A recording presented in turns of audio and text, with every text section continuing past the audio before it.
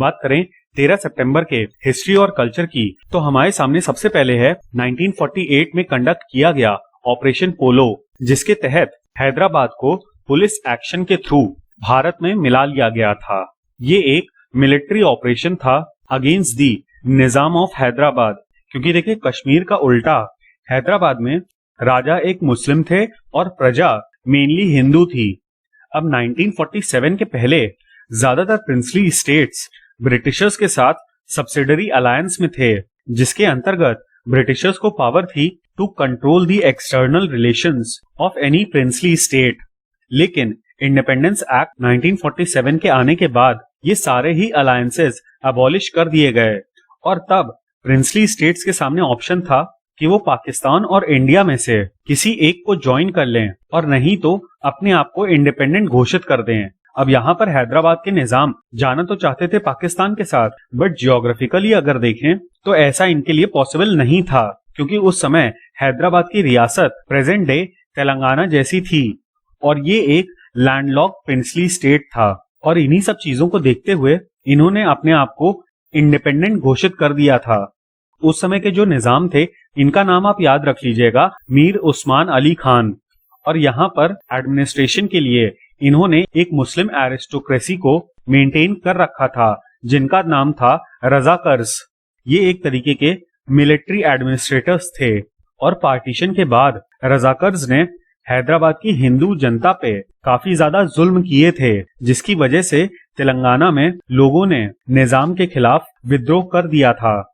इसके अलावा 1500 में आज ही के दिन पेड्रो कब्राल, जो कि एक पुर्तगाली नोबलमैन और एक्सप्लोरर थे, वो कैलिकट में आए थे। अब Cabral is famous for discovery of Brazil, जो कि साउथ अमेरिका में है।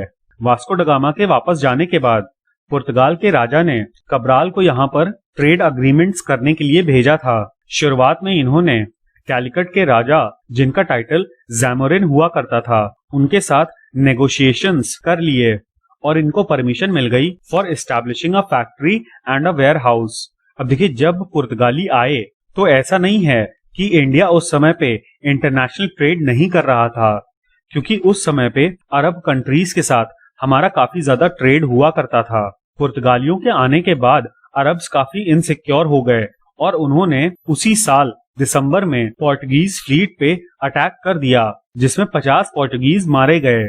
इस घटना की वजह से कब्राल को लगा कि अरब्स उनको इंसाइट करना चाहते हैं और इसीलिए वो 24 घंटे के लिए रुक गए, इन होप कि जो कैलिकट के राजा हैं वो उनको अपॉलजी या फिर एक्सप्लेनेशन भेजेंगे।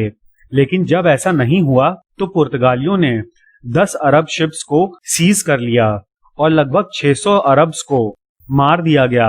अब इसके बाद जाहिर था कि कब्राल भारत में रहने का रिस्क नहीं ले सकते थे, इसीलिए जाते जाते उन्होंने पूरा एक दिन शिप कैनन्स के थ्रू कैलिकट पे बॉम्बार्डमेंट किया। बात करें बर्थ्स की, तो आज ही के दिन सुरेंद्र कुमार दे जी का जन्म हुआ था 1906 में। ये हमारे पहले union minister for cooperation and Panchayati Raj थे। ये एक सोशियोलॉजिस्ट थे और इन्होंने भारत के शुरुआती दिनों में काफी सारे रिफॉर्म्स करवाए थे। स्पेशली 1953 में जारी किया गया कम्युनिटी डेवलपमेंट प्रोग्राम, जो कि आज के समय में कम्युनिटी डेवलपमेंट ब्लॉक्स के नाम से जाना जाता है। एक डिस्ट्रिक्ट में कई सारे ब्लॉक्स होते हैं और आपको ये याद रखना है कि एसके दे इस व्यवस्था के पायनियर थे। अच्छा, जो फर्स्ट कम्युनिटी डेवलपमेंट प्रोजेक्ट था वो इटावा में शुरू किया गया था इन 1948।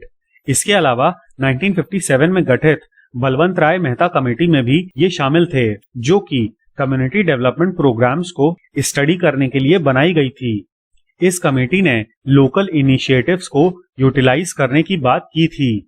इसके अलावा भारत की नेशनल डेवलपमेंट काउंसिल भी इन्हीं के नेतृत्व में स्थापित की गई थी। और लास्ट में मिनिस्ट्री ऑफ रूरल डेवलपमेंट की, जो हम लोग मैगजीन पढ़ते हैं फॉर यूपीएससी प्रिपरेशंस कुरुक्षेत्र, वो भी एसके दे के द्वारा स्टार्ट की गई थी।